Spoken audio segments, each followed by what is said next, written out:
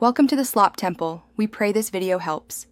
In this video, I will explain how to study for dental hygiene school.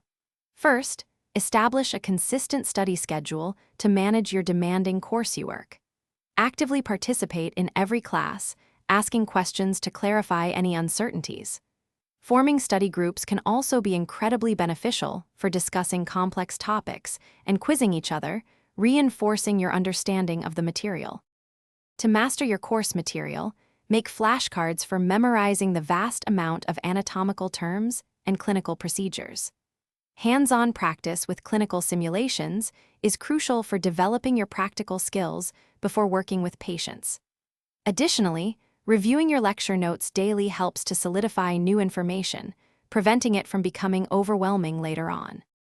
Balancing your academics with personal well-being is vital to avoid burnout.